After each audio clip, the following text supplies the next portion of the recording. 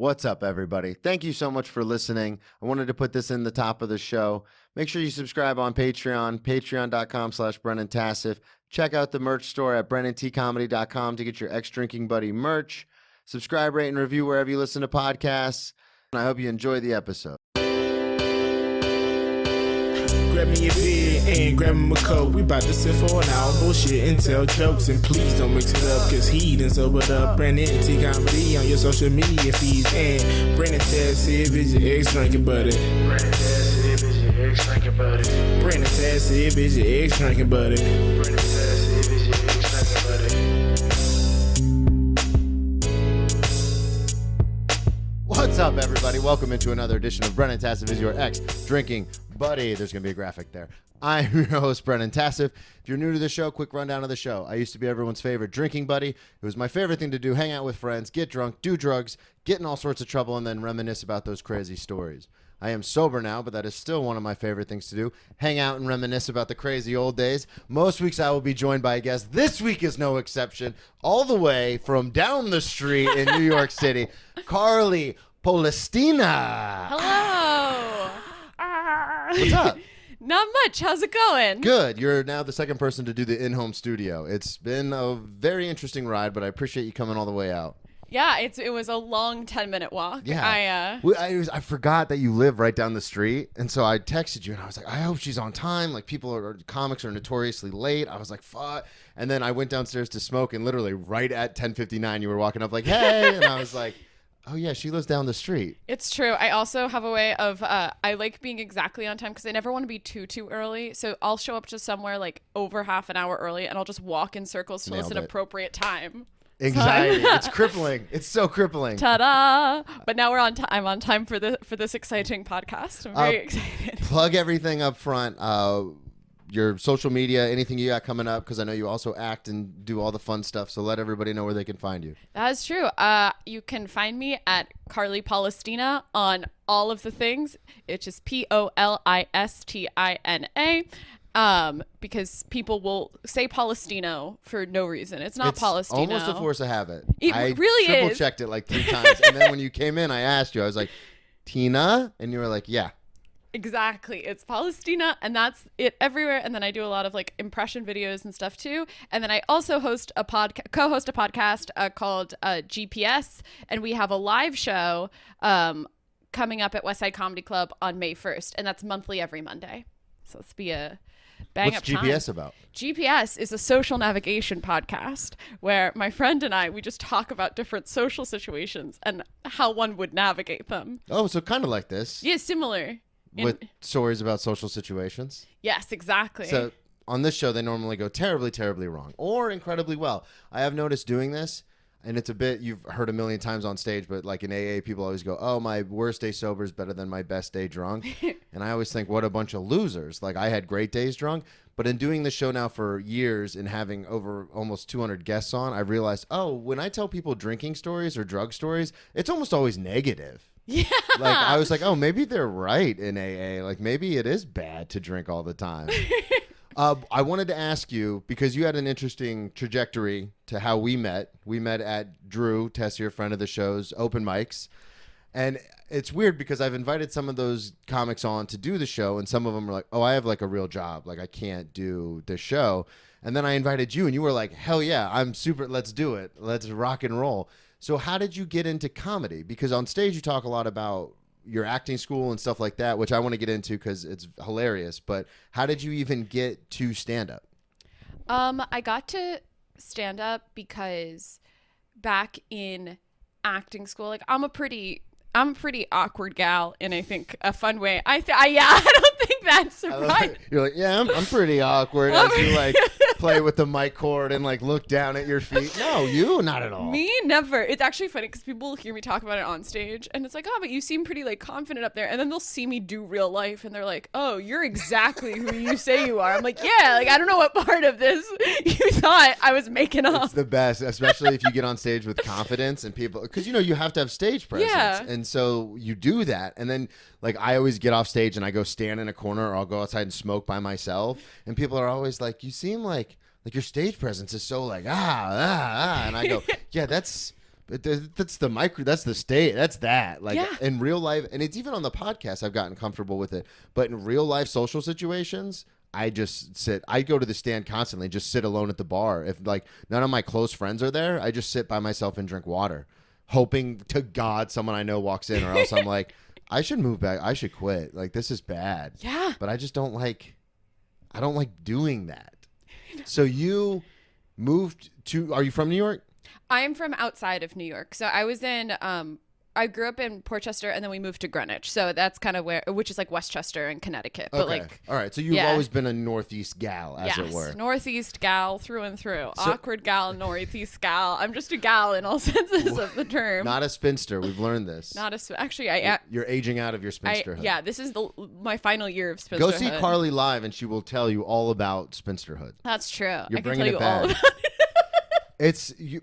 I'm going to say this, and I know you probably hate hearing it, but your sets are also most of the time. I was going to say some of the time, but most of the time, very educational. Oh, thank you so You much. go I'm so over glad. the origin of curse words, which is hilarious, and then the spinsterhood thing, which was mind blowing. Because I always thought it was an old lady with cats, and you're like, no, it's 23 to 26. Yes, unmarried. exactly. It's crazy. I know. And I was talking. Child bride. I'm not going to butcher it, but you moved to the city because of acting? I moved to the city, because of I was also doing stand up by the time I was moving to the city. Oh, So, really? yes. So you didn't go to acting school here? No, I didn't. Okay. Where did you go? I went to UConn up in Storrs, Connecticut. Yeah. Everyone knows UConn. They just won the national championship. Yes, they did. Roll skis. But Is that the thing? Yeah, I think so. I hope I got it right. If I got it wrong, that's embarrassing. This is like the first year I followed it. Yeah, it's really bad. It's truly awful. But no, we did win it. It was very exciting. You don't seem like a sports person. I'm not, but this year I got competitive about it because we won, you Yeah, know? And absolutely. I was like, yeah, here we go. I'm going to do this a lot. I do this with all my guests because I love comedy so much. I love watching sets, but I don't want to have a boyfriend because then they'll say things like, let's go watch the game. Oh, yeah. You said that on I stage. did say that on now stage. we're talking about the UConn Huskies winning the national championship. That's true, but that's like really the only game that I was like texting friends and I was like, hey, when are we going to watch the game? Like that. That's the only time that's ever happened. It's the only time that's ever happened. Like I really took in my own way. I was like, oh yeah, are you guys watching the game? Like I'll come, and they're like, okay, sure. We're watching the game. The game, like because it's the only one, truly. Yeah, that was the only one that was on. So you go to UConn, and then when you get there, like through high school, are you like, oh, I'm gonna act? Was that a thing? Yes, I had been acting my Don't mind me. Oh, okay. I had been acting for like really forever. Like that was the thing. Like through childhood, like high school, college, like the whole time. Like I still am an actor now. Do you remember what got you into it? I did a show in like third grade. Like I was always I was doing community theater a lot. Was it your parents that kind of pushed you into it, or were you like, I want to try this? Or the reason I ask is because when I was a kid, I had like this nagging need for attention. So my parents were like, he's got to do like we can't deal with this, and so they put me into like plays and stuff because they were like, if you have to have this much attention, like we're not, because my parents have 4 kids, so they're like, we can't focus all this on you. So then they pushed me into acting.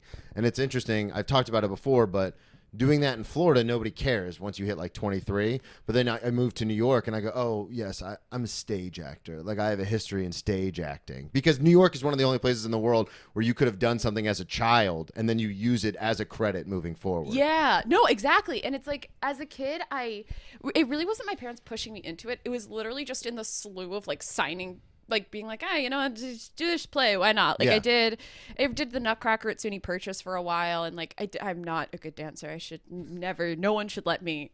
I think from the moment you meet me, you're like, this is not There's a no way this person dances. There's no way this gal dances. There's no way this gal dances.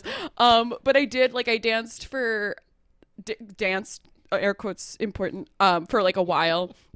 And, that not even a while, but like I just really got involved in like community theater, and I was also always I just had really creative friends too. So I was, from a very young age, I was always writing like stories and plays. Like I really also always just wanted to be a writer. Yeah. And so that was very big. Like I found this, and I always just had a very weird old person vocabulary at a very young age. Like there's this book I wrote when I was in first grade. We found This book I wrote when I was in first grade. Like it's not, it does, is what it sounds like. That's not a flex. But in one part, no, actually this might be a different one. I was a strange child, but then it didn't change. I was gonna say strange adult too. But strange adult too. Those Like are the best kind. exactly. And then like there's one where I described myself and I was writing, it just goes, I am a pinch bold. And I'm like, what does that mean from a child?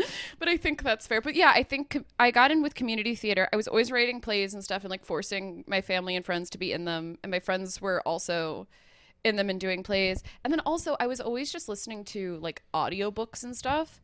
And I really think that's a big thing that got me into acting in a lot of ways.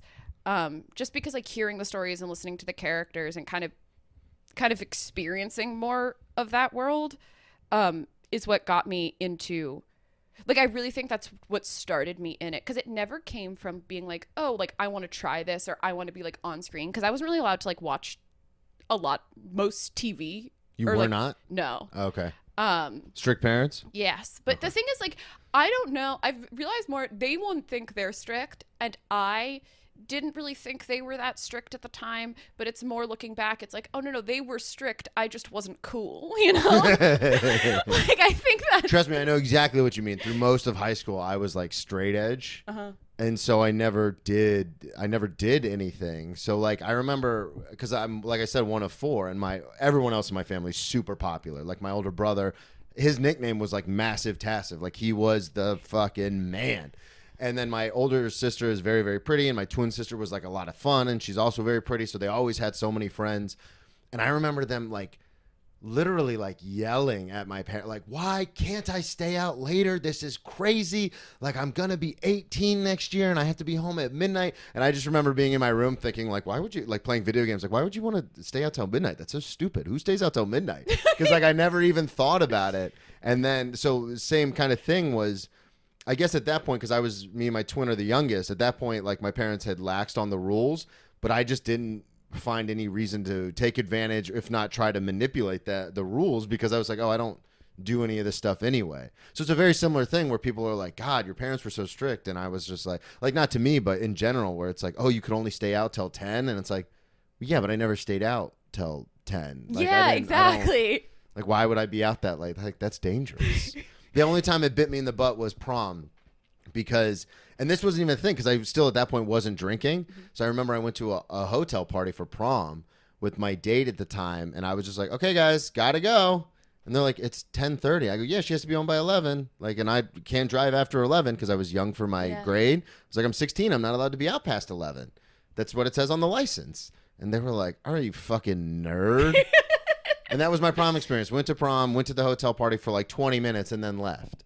Yeah. And to me, I was like, yeah, that was great. Yeah, perfect. Check. Yeah. And I hear these stories and watch these movies, and I go, oh, I'm a nerd, dude. So with you, like you said, you didn't realize your parents were strict because you weren't doing those things, like going out and partying. You were writing plays and books and things like that. So when like you all the cool kids decided to go to college, that was a thing, I'm assuming, like with most families, it's like, no, you go to high school, then you go to college. Were you like, when you were going to UConn, were you like, all right, I'm gonna, because UConn's a big school, like I'm sure there's a lot of parties and stuff, but were you like, I'm gonna go for acting? Because they're like a BFA program, so I auditioned. Bachelor of Fine Arts for the uninitiated. Yeah, which is it sounds obnoxious to be like, actually, it was a BFA thing, but just like for the relevance of this conversation. Well, like we are initiated. Yeah. But the program is actually, it's a huge school, but that program, at the time at least, because it's gone through a lot of changes also with like the pandemic and everything, but was the smallest program in the Northeast. And we only had... and this is a big school, but it was the smallest BFA program for... Yeah, like we had 11 people that came into our class, and we graduated with 9. Really? Yes. And what was it that they said as soon as you got there? Oh, the first class... I that was hacky. I teed you up, but it's hilarious. You did it. But like, it's worth it. The first thing... I ruined it by saying that. When our first class ever, our movement teacher sat us down, who's a lovely, lovely woman, and I love her so much. Yay. But it was like, you guys are a family, and families don't sleep together. And like like that's just how it's, and that is sets the tone for like all of what acting school is, because we were all sitting there 18, a few people 19, just kind of quietly nodding at each other like, of course, yes. This makes so much sense. This makes a perfect amount of sense. Was everyone in the school?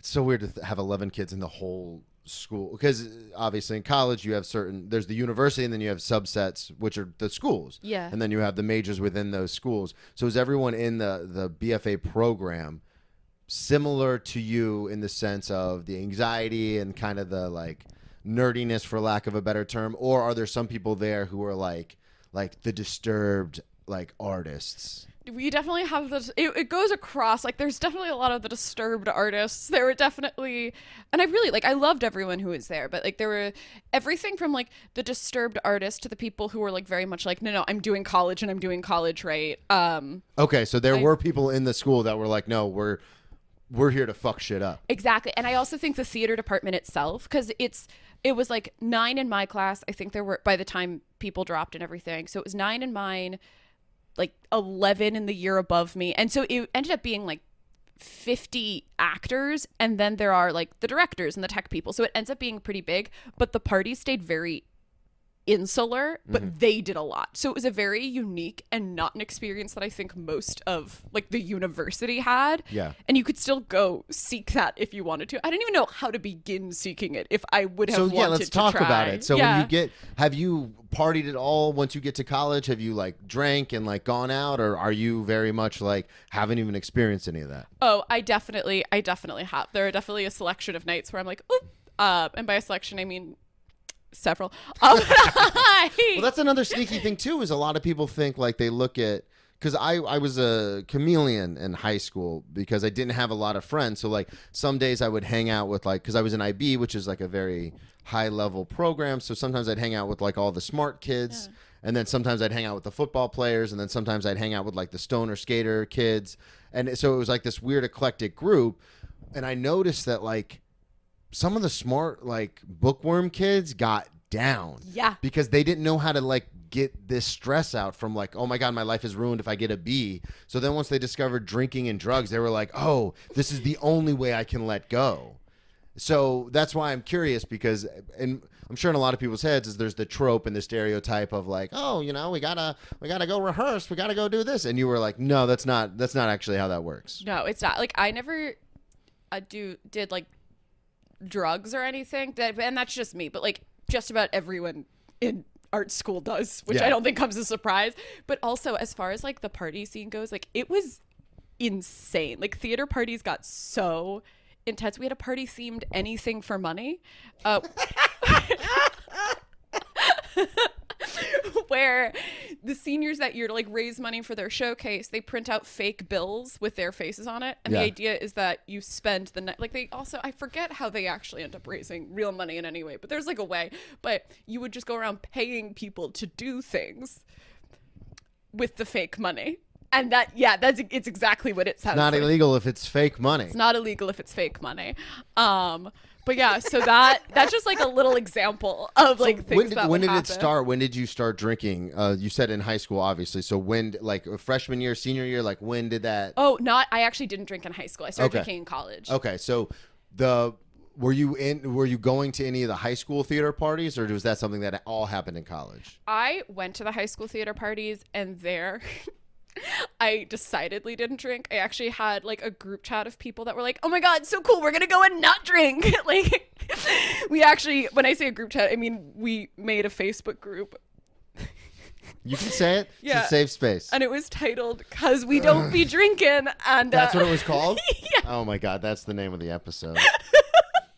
Cause we don't be drinking. Yes. And I think that's also like, I know you were saying that by the time you were the youngest, like with your twin, and by the time it got to you, your parents had kind of like relaxed on a lot of things, but you were like, I don't really want to do anything anyway. And I think that's how it is for my youngest sister, but I'm the oldest. Yeah. So I still didn't want to do anything, but there were still levels of things where I'm like, okay, come on, like you're being like, I would like to have some semblance of like go do some things. Yeah. Of a social life. Yeah. So I would get into these, like, I genuinely didn't drink. Like I was not doing anything. I would just like to go to the cast party for a Midsummer Night's Dream, Wait. you know? The not drinking, you said it was a decision that you had made.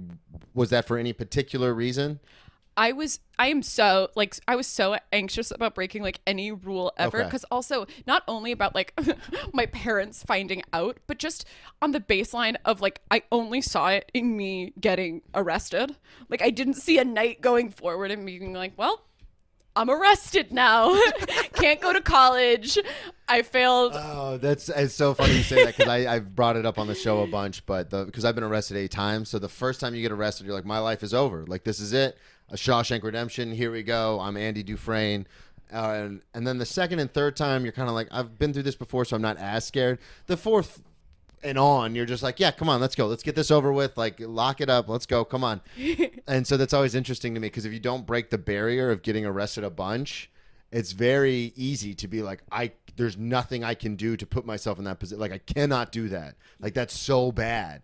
But this is why it's so easy to become a repeat offender, because once you start doing it and you realize like how fucked the system is, you're just like, all right, like whatever, like what? I'm going to spend a week in jail. Like, who cares? Like, let's go. Yeah, I'll tell you after my 3rd time to see if it changes. We're going to get you there. We're going to get you Yay! there. I'm probably going to fall off the wagon here and then. No, I'm just kidding.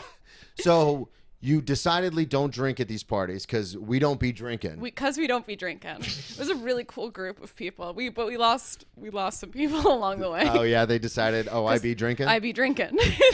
Hey, it's yeah. Sometimes you can't resist it. It's true. So then you get to. So you still had a semblance of a social life every once in a while. And were you, when you'd go to these parties and watch like everyone else getting fucked up, for lack of a better term, were you like, oh, thank God I don't do that? Or was there something in the back of your head that's like, oh, maybe one day I'm going to try this? It was like one of those, not real. I didn't really think about it too much at the time. Because I really didn't want to. Yeah. And also with the way my high school was huge. And so the people in theater there were like 40 of us, even in high school. So it was still very insular. Like my exact friend group and like who we were was always there. So it was never even a thing where, and also we were at rehearsals together literally every day after school until like 4 o'clock or later. So everyone's very comfortable with each other. So I never even felt that kind of pressure I've heard about where it's like, oh my God, but like if I don't drink, I won't fit in and be cool. It's like everyone here knows me. Yeah, you know? you're already, that's Yeah. true. I felt the same way with when I would on occasion go to parties with the football. I would basically invite myself to parties with the football team, and everyone knew I didn't drink. And I talked about this with Joe List, but it was just kind of this understood thing, like Tassif doesn't drink, and they would ridicule me and stuff, but it was one of those things where it was already understood, and I knew all these people, so it's not like, oh, I have to fit in, like I have to drink so everyone thinks I'm cool. Like everyone, like we spent so much time together working out and practice and all that stuff that I was just like, oh, I don't like. I guess it doesn't matter. I mean, I guess I did care because obviously that's where all this comes from. But like, I guess it's one of those things where it's just like, oh, you guys know me. Like I don't have to impress. Like, what are we doing here? Yeah. So for you, it was very much like, all right, well, we don't drink. They know I don't drink, so I'm just not going to drink. Like you guys, like it's Carly. Like you guys know me. Yeah, exactly. And no one cared. And like my closest friends, it would be like they didn't either. And even after this, like I was always staying at a friend's house after. And that wasn't because I was hiding that I was drinking or something, but it's my parent. Like if the show ended at 10, my parents were like, we will pick you up at 10:30. I'm like, we won't be there by 10:30. Yeah. So like they were always mad at me for like staying at my friend's house, even though she wasn't drinking either at the time. But my friends who were, because also at that point in high school, at least among my people, my people, they were like, oh my God, I'm going to drink. And we're like, okay, cool, do it. And so we're like, oh, good for you. Like that's more the energy. Take notes so we all know what happens. Yeah, exactly. Like, write it down. Step by step analysis of what's going on. Yeah, exactly. So when you get to college, when was the first time you decided, like, let me try this? Like the first time I actually think I drank in my freshman year, but I probably think the first time I got like drunk was my sophomore year. Okay. What happened? Set the scene. This is a big thing. This is the first time. The first time I got actually like, is this true? I think it's true. Like I had gotten like kind of drunk in dorm, not like really, somewhere in between, but tipsy is the word you're looking for. Yeah. Oh yeah, it is the word. Thank you so much. But what it was also is that this is not a drag in any capacity. We are in excellent terms. So nice. What a lovely human being.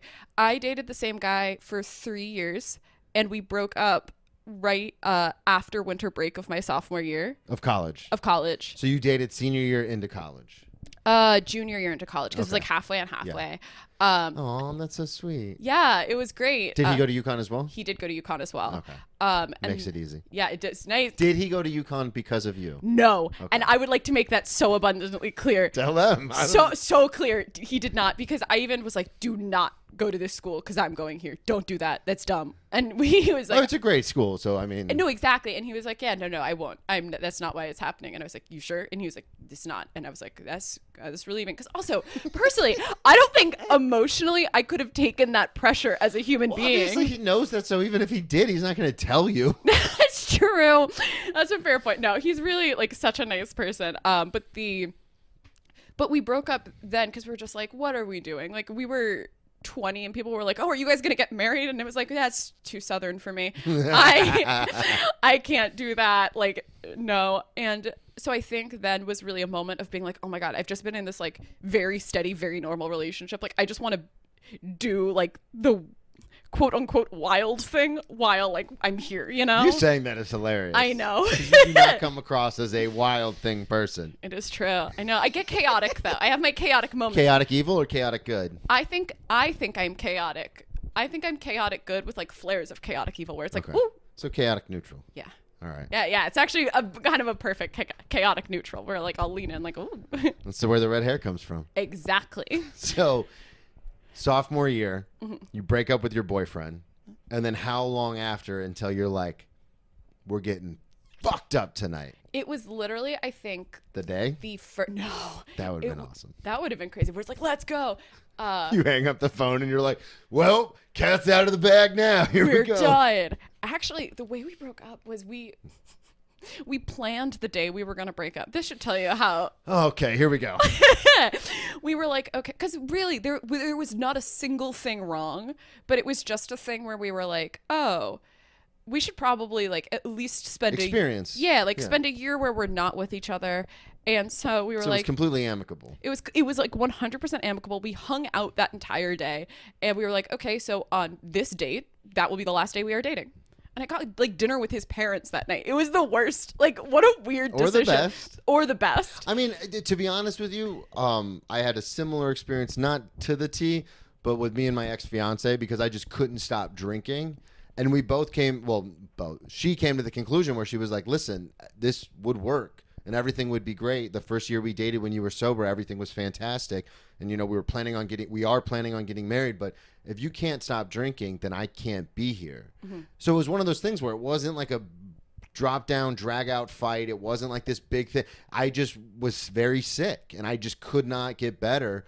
And she was like, yeah, I can't do this. Yeah. And so again, it was one of those things where like her lease was up. We had planned the date. I was going to help her move back home. And it was incredibly heartbreaking. But at the same time, it was very much like, oh no, this is the right thing to do. Totally. And honestly, I joke that it was like the worst, but it's so much better than it being like, no, like he and I are like, we still talk. Like we have mutual friends. His girlfriend's lovely. Shout out to her. I love her. But it's like it's so much better to be like, oh, you know what? This is just amicable. This is great. Yeah. Well, and it's also one of those things too where, because I've experienced the other way with me and my most recent ex, where it's the same thing where it's just like we're both kind of like, yeah, this isn't working. Yeah. And it was, you know, it took 4 years for us to get there, which, you know, I learned so much about myself and different things like that. But it was one of those things where it's like, oh yeah, this just isn't working. Mm-hmm. So it's just like, yeah, let's just, because I don't think I've ever been in a breakup where it was like a fuck you, no fuck you, no fuck you, and then storm out. Like, I don't think, as much as I drank and as aggressive as people think I am, like I've never been in that situation. Yeah.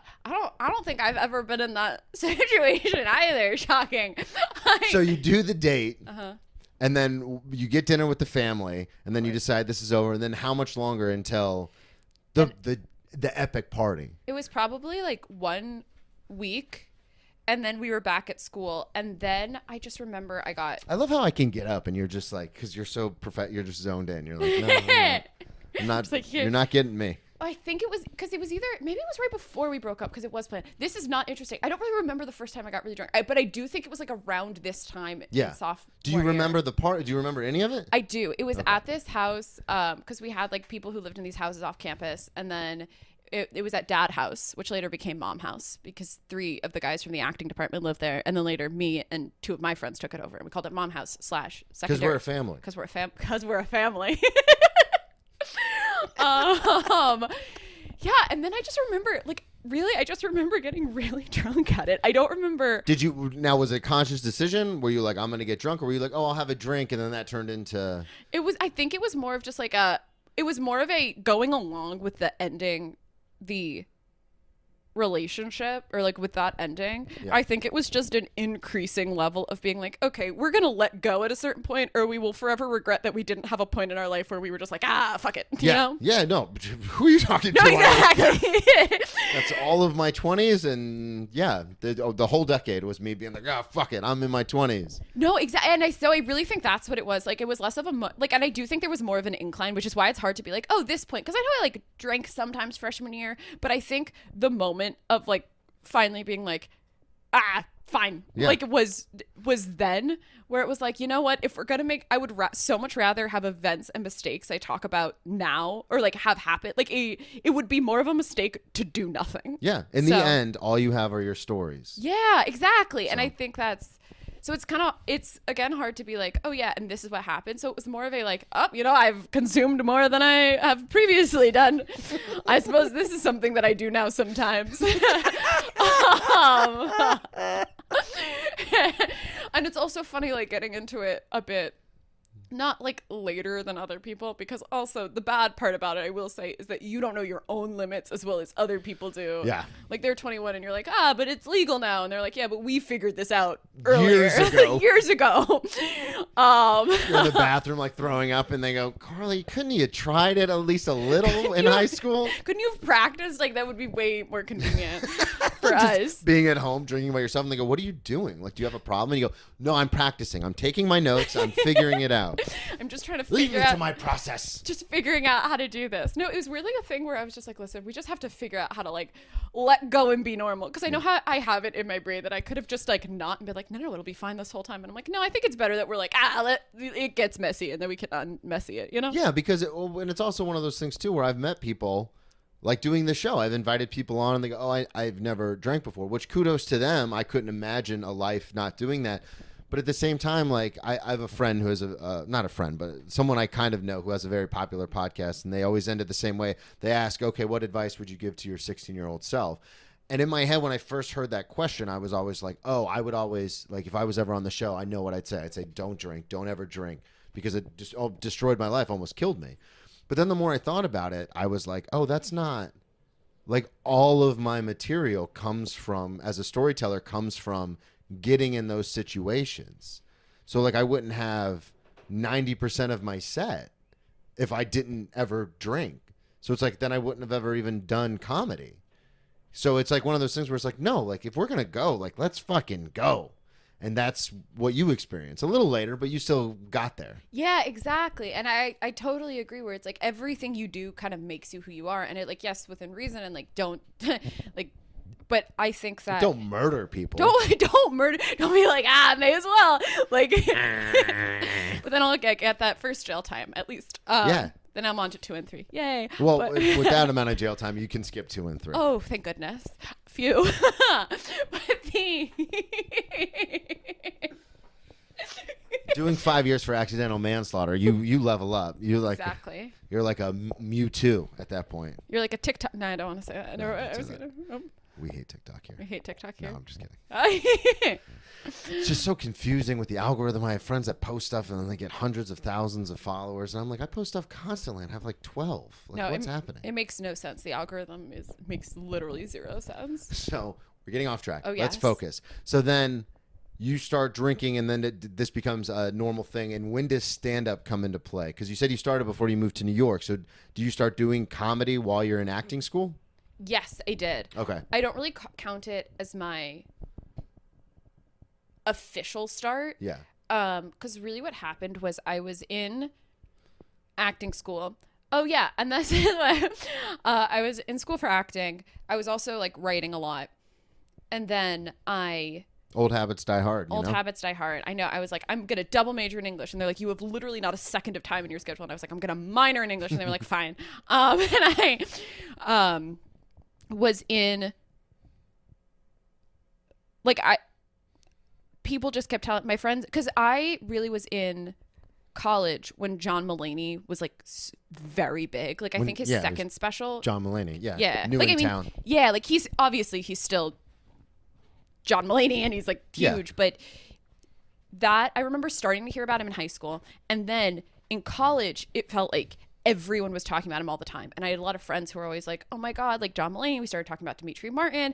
I actually saw, and then I saw Jim Gaffigan. Like there were just like stand-up comedians that kept like coming up and stuff, and my friends were like, you should try stand-up, like you should totally try stand-up, like that's what you should do, because I am just like, as has been previously foretold, like an awkward gal. I get into like some pretty weird situations, and like that's most of my personality. Well, you talk about like some of your dating stories and hookup stories and stuff on stage, and it's like, what is happening? Yeah, like all three of them, and they're all weird. All three of them.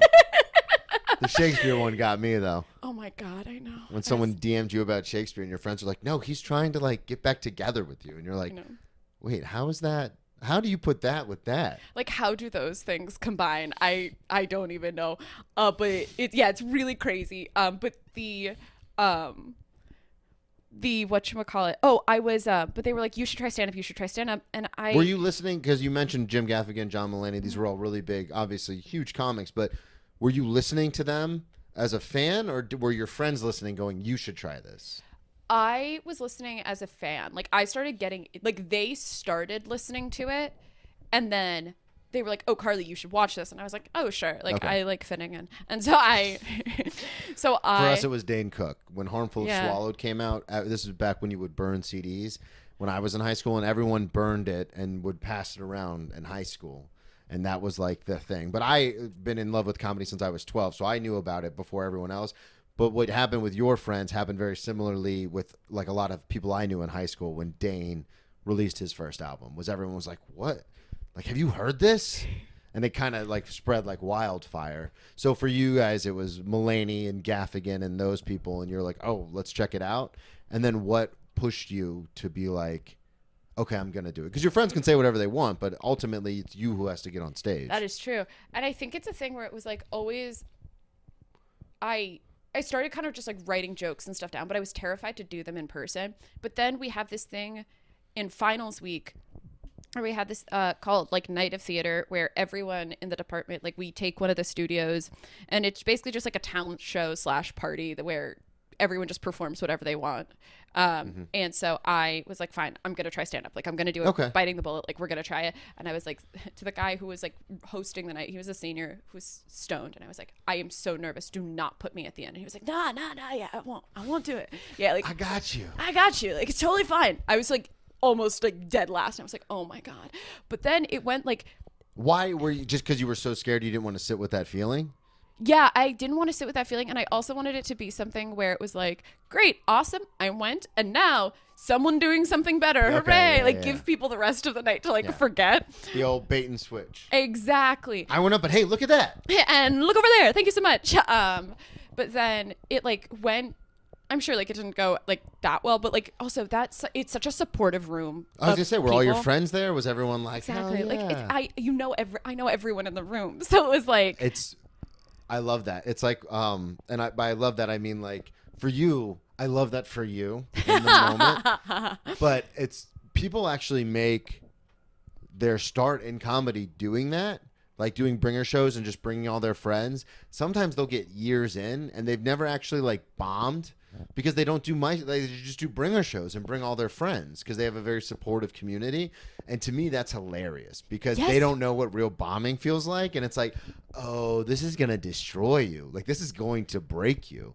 But it's also good because I've had a lot of people on, especially comics, and we always talk about the same thing where if you go up and that first show goes even relatively well, you're like, oh, I'm going to do this. Like this is what I want to do now. But if it goes horribly, I've also had people on where they're like, no, I quit for like. Veronica Garza, who was just on last week, was like, oh, I moved to New York and I was already doing comedy, did one open mic, bombed, and I was like, oh, I'm not going to do comedy anymore. And then eventually she got back into it, but it's one of those things where depending on that first show, it can either make or break your entire trajectory. Totally. And I think I'm always shocked by people who are like, yeah, I went up there, I bombed, and I was in it for life. And I can't. I'm like, what? That's what happened to me, but I was so drunk at the time, I was just like, that was fun. Like, perfect. Yeah, nailed it. Yeah, it went well. Like, and I really just think it was that first moment of getting up there and being like, I bit the bullet, I did it once. Like, because at least then, the second you do it the first time, or at least for me, it was like, okay, like, I understand the shape of this, and I know I have the ability to get a laugh. Well, and you're comfortable on stage at this point. You're not. That's the one thing that's weird. We were talking about it earlier with the social anxiety, but people can be so blown away about us on stage. And I go, it's a different thing. Like, once I'm on stage and I grab the mic out of the mic stand, like, this is home. Like, this is where I always am. Like, this is where I want to be. It's, like, so different when you get off stage because it's like, no, this is different. And people go, oh, I can't talk to people. Like, I can't public speak, which to me is bananas because it's like, I never thought of it like that. Like, I never thought of it as public speaking. I thought about it as like the room itself is almost an amorphous thing. Like, I don't think of it as like 100 individual people. I just think of it as the room. That is such a good point because I same. Like, I don't think of it as like, oh, I'm talking to 100 people. It's like, no, I'm just talking to the room. Yeah. And they're hearing it. There are times, and probably my worst bombs is when I hone in on one person. I don't know if this has ever happened to you, but sometimes I'll be at a show and I will be going and then I'll notice like 2 or 3 people that won't laugh. Everyone else is having a great time. Everyone else is laughing. And instead of focusing on the 99% of the room or the 97% of the room having a good time, I focus on like the 2 or 3 that aren't. And I'm like, oh, I'm going to get them to laugh. And those lead to the worst bombs because now I am public speaking. Now I am just focusing on these 2 or 3 people, but I'm not doing crowd work or like a fun way to like get them to laugh and engage. I'm literally just telling jokes to this one person. Yeah. And it's like, if they don't like you or your style or they just aren't vibing with you, then they're not going to laugh. And then when you focus in on them, it's more of like, make me laugh, clown. And then now they're definitely not going to laugh. There's no way they're cracking and a smile. Everyone else is like, what is happening? And those have been some of my worst bombs. But for the most part, I just think of the room as the room, which is something you're already comfortable with because you've been doing acting since you were in 3rd grade. Yeah, so it really has always been like that was never the part that freaked me out. Like, I don't even know what it is about stand-up that was like, oh, this feels different. Yeah. And like even actors will be like, oh my gosh, like I could never. I'm like, like I think you can, but there is that first kind of terror in the combination of like performing your words where you're just you. That's what I was going to say. That's the difference. Yeah. That's why a lot of actors, I'm sure, would say like, oh, I couldn't do that because not only is it you're acting, you know, your stage presence and all that, but it's also what you thought of. And I've met a lot of actors. Not all of them can think, if you know what I'm saying. No, the brains. They're very weaponized. Point and shoot, point and shoot. Yeah. No, it's true. And I think that that's a big part of what it was. But it was definitely that. So it was so much of a like, just like bite the bullet and try it. And then that was enough to be like, oh, you know what? Like, I'll do this sometimes. Yeah. And I didn't really, but I don't really consider that I had two of my best friends actually were both kind of doing stand-up at the time. And so one of them once in a while would go and do mics in Connecticut and they'd be like, oh, you should come. And I was like, sure. And then my other friend she would be like, oh, I'm actually going to drive to New York and like do comedy. And I was like, sure. How far is UConn from New York? It's about 3 hours. Okay. But she's also from a similar area in our hometown that I'm from. New York State? Yeah, or okay. Connecticut. Okay. So we would, even when we were just both home, like go in.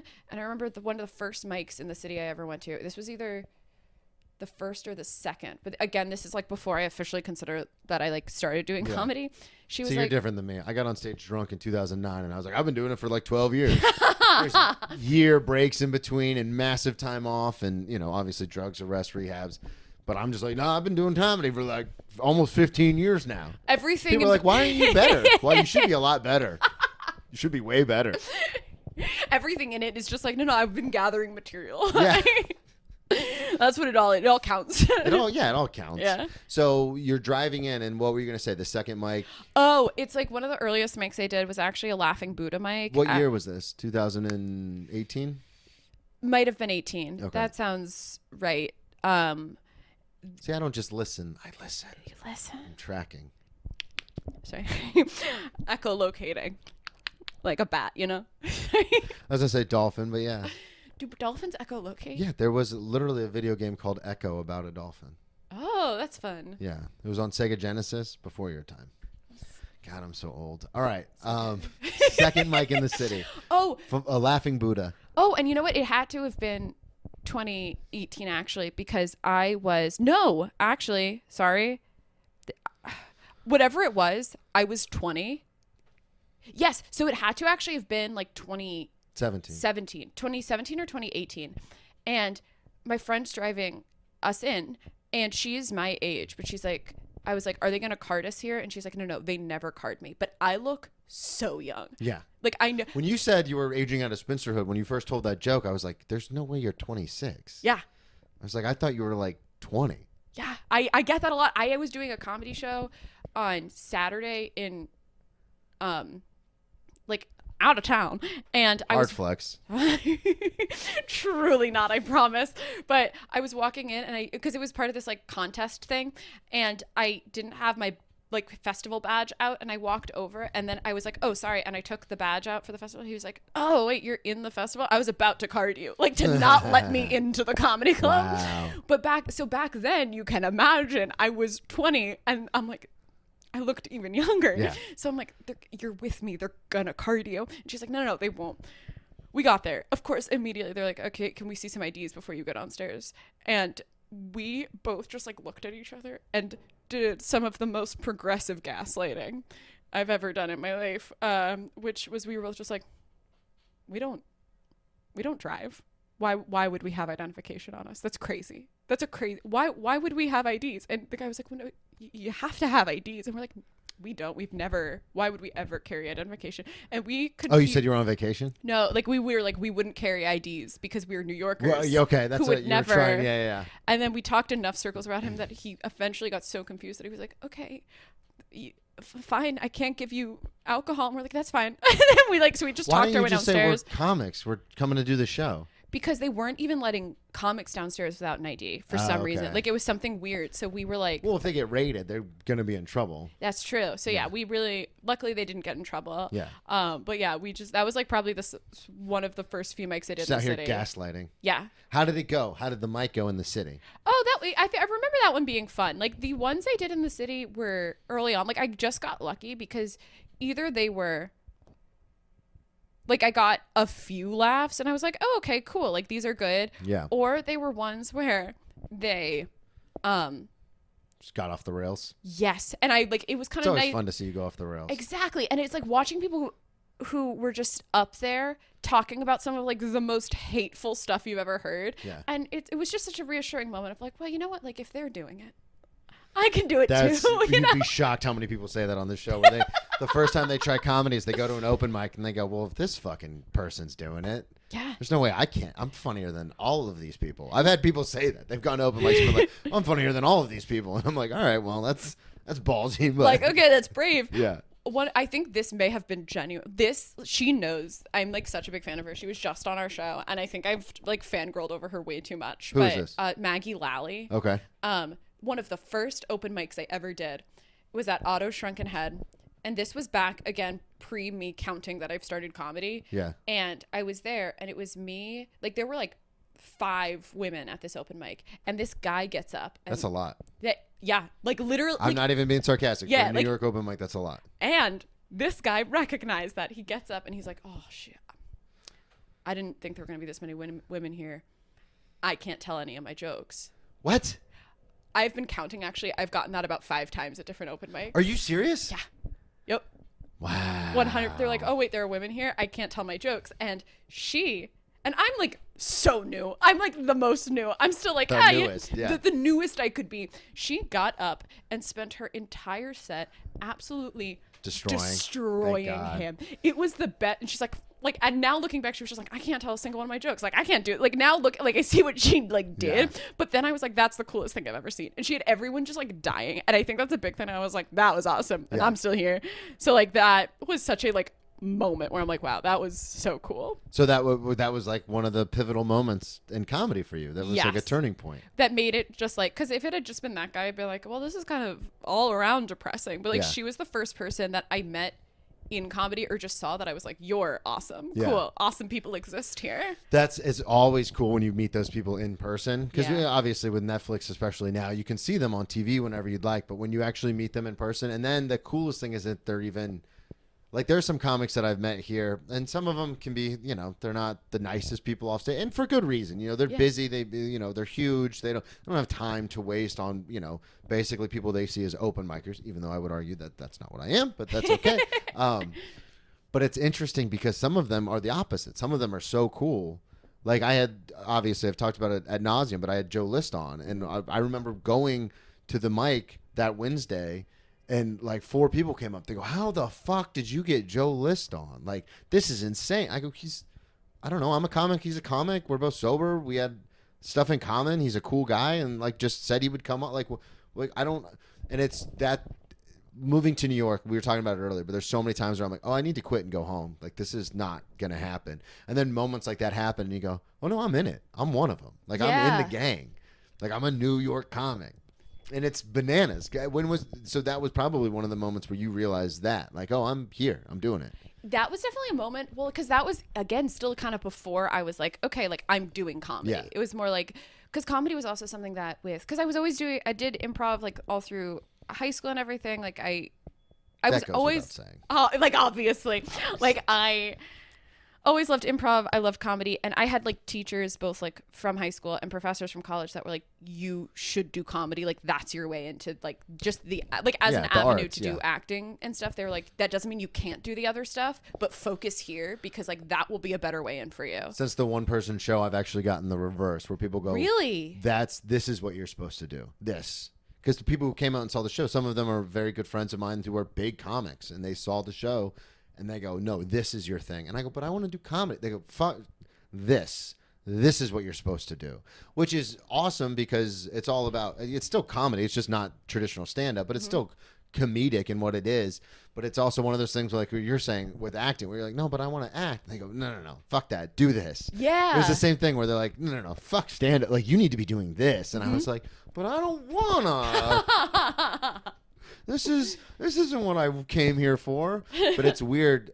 Art is so fluid. Like, there's so many different avenues in, and then all you need to do is get a little bit of a following, and then you'll start getting booked places.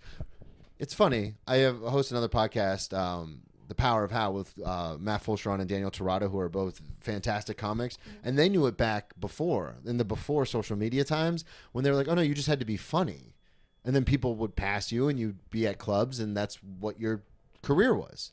And now it's like, oh no, you just need to get a following, whether you're funny or not, and then clubs will pass you, and then that's what your career is. It's so bananas how it's just flipped. Yeah. Because now it's like, it doesn't even matter anymore. Like you said, you do the sketches and the impersonations and stuff, and it's just like, yeah, however you can fucking find it. Totally. And it's like finding that following, I go so back and forth on it because it is like, it's so important. Yeah. But it's also something where it's like, okay, but you have to be able to back it up Yeah, too. it could be so detrimental to your art. Yeah. Like, you just have to keep loving it. Like, I am I'm genuinely confused by people who are able to post like high quality videos that frequently, because it is literally a full-time job. It sucks. And I have 3 different podcasts. Luckily, my sports one, Joe Dorville, my co-host, does all the stuff. But then I have this show, and then Cheers from the Press Box. Like I said, I do the clips and everything for that show, because the other 2 guys are traveling so much for real comedy. I'm the one who's doing the clips and everything, and it's like, this is impossible. Yeah. Like, this is and I also do, I try to get on stage as much as possible, and then I have my full-time job, and I'm like, what is happening? Like, this is ridiculous. No, it's absolutely insane. And then having all the different, like, I also do think though that like having all the different avenues to be like, oh, here's what I can do, let me get it out there. It does make it a little less, it kind of changes the gate that's being kept, I guess, because it is less gatekeepy in the sense that it's like, oh, you can just post it. Like no one has to give you permission to do it. Like you can just put it out there. But then the problem is if everyone's just putting it out there, like it's officially oversaturated. Like everything's out there. Yeah, it was oversaturated a long time ago. But it is cool that, you, and I'm sure you have the same feeling with your podcast where it's like you'll hear people you look up to and respect talk about their podcast and go, oh, I do the same thing. Like I've got one too. Like that is always cool. Yeah. Like I've done the Cellar before on a book show, produced show, but it's still cool to be able to tell people like when they go, oh, the Comedy Cellar. It's like, yeah, I've been there. I performed there. I've been there. Yeah. I wanted to get into some of the stuff you sent me. I did want to ask you about party invite and Frisbee, whichever order you want to do those in. Okay. So you just sent me like one or two words at my behest, so I have no idea where we're going.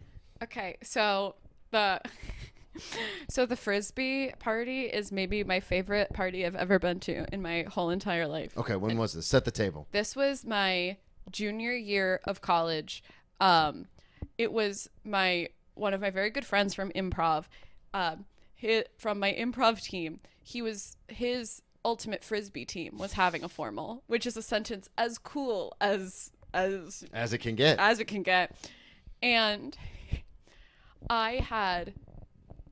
he was like, oh, you want to come? And I was like, yeah, sure.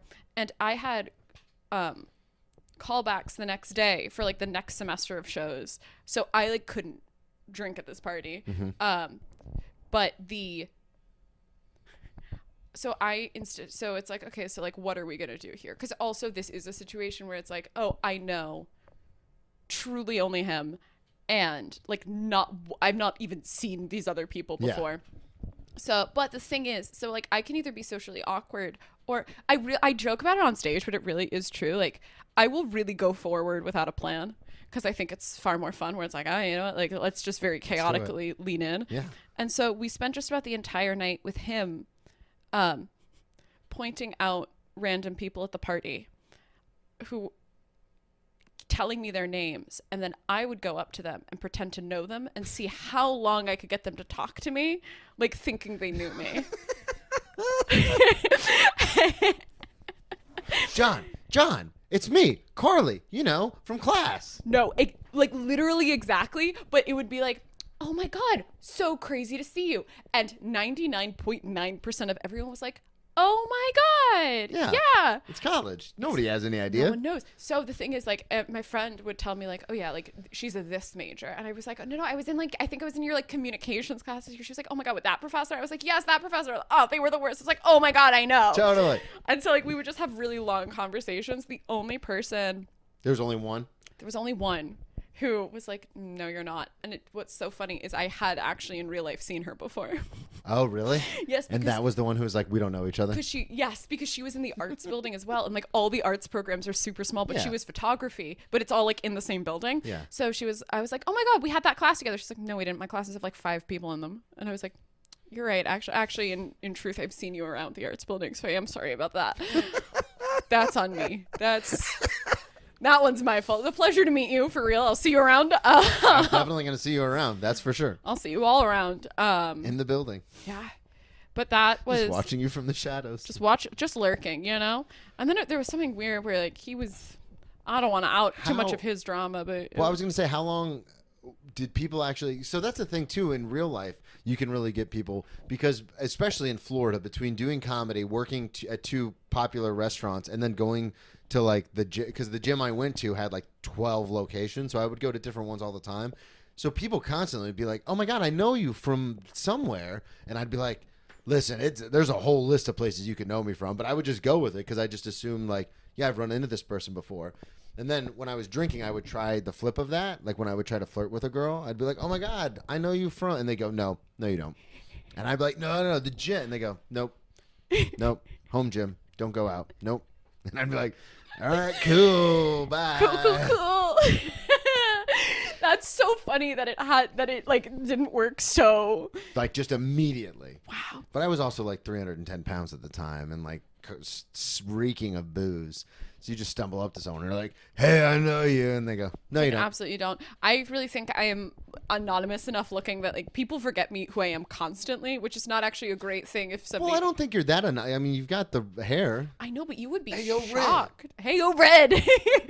But like you would be shocked like the number of times people are like, oh my God, like so nice to meet you in a row before they're like, oh yeah, hi, Carly. This is something that bothered me so much when I first moved to New York. And I'm not an intelligent guy. I've got 8 concussions. I've got TBI. I've got all sorts of things wrong with me. But I am good with faces still. It's like a tactile thing. And it was one of those things where I would go to mics when I first moved here. I'd be at the same mics like 3-4 weeks in a row when I first got here. And without fail, at least 3 or 4 of the people who were regulars at the mic would come in and they'd go, are you here for the mic? Are you going to the mic? And I'd be like, I've met you like 17 times. Like, what are you doing? And I was like, either people in New York are so self-involved or I just have that kind of forgettable face. And people are like, no, they just are so self-involved. That's just New York. And honestly, you mean like the thing is, I never really mind when people forget who I am, because also I do it to people. Like things happen. I think there is an upper limit of like, okay, come on, like you should know who I am by now. But sometimes when people forget me the first few times, it's nice because like I'm like, okay, second chance at first impression. Here we go. I'll give them leash. Or rope, or whatever you want to say. But like, I'll be like, if I run into a comic, especially a bigger comic who I have met a few times, I will like when I first moved to New York and I ran into Dan Lamort, I was like, Dan, what's up? Brennan from Jacksonville. We did the show together at Rain Dogs. I don't know if you remember, but you throw out like little indicators to be like, we have met before. You do remember this. So then that way they're like, oh, yeah. So even if they don't remember me personally, they remember the show, they remember the venue, and then they put 2 and 2 together. And it's definitely way easier than being like, Dan, so good to see you. And then they just stare at you like, totally. What? Yeah, no, and I've gotten like, that's something I've actually actively been trying to do more when I meet people. It's just like, oh my God, hi, I know you from here, rather than waiting to field it out, because it's like, no, you know what? Just give them all the information up front. But as far as trying to trick women into thinking that they know me at parties, get your notebooks out, gentlemen. That's really the best part. You see, I don't know if it would work with guys, but yeah, like women can take advantage of drunk women. No, I'm kidding. This is a joke. Like, I'm kidding. But that's how it would work. Because I think so much of what it is it just opening with a way of confidence, like any level of excitement too. Like creating an environment where it's like, oh, I don't want them. Because if somebody come up to me, and this actually has happened where people are like, oh my God, it's great to see you. And you're like, oh, I guess. Right? Like you'd be kind of a terrible person if you take someone who's like, oh my God, I'm thrilled and honored to see you. And it's like, who? Like, you know what I mean? Like you cannot do that. You'd be a terrible person. Meanwhile, I'm the one who is being a terrible person because I'm invoking that in someone else where it's like, oh my God, it's amazing to see you. So you saw it cross their head where they're like, I don't know you. But they're like, hey, hi. And then finally, like they would create a situation where like we create a reality where I sound insane right now, but it was really just a really fun time. Because they would start to piece it together in their head, and then they would be like, oh, maybe I do know this person. Have you ever, this is something that used to happen to me all the time, especially with my drinking. Have you ever, and maybe this is true for acting, but have you ever lied so much about a particular thing that became the truth? I don't know. Well, there's a big conspiracy that this is how O.J. Simpson thinks. Like he's lied about not murdering his ex-wife so much that now in his brain, it's rewired to where he didn't murder his ex-wife. Like if you gave him a polygraph, he would pass because he said the lie so much that now he believes it. That's crazy. Yeah. I don't know. Because the thing is, like, while I have my fun, I'm not a good liar. I'm a good bit doer. Like I can commit to a bit very hard, and then it puts it in a separate category. Yeah, absolutely. But I don't think I've done that simply because lying stresses me out so much. Like I'm really so bad at lying. The pretzel. I'm a pretzel. Exactly. We have to stop there just because we've got other stuff to do today. Plug everything one more time. So social media is Carly Polistina, and then check out GPS, a social navigation podcast, and our show on May 1st at Westside Comedy Club. You roll your eyes as you plug all your stuff. Thank you, everybody, so much for listening. At Brennan T Comedy on all social media, BrennanTComedy.com. Check out the one-man show. It will be premiering on Patreon May 31st. Patreon.com/Brennan Tassif. And we'll talk to you all next week.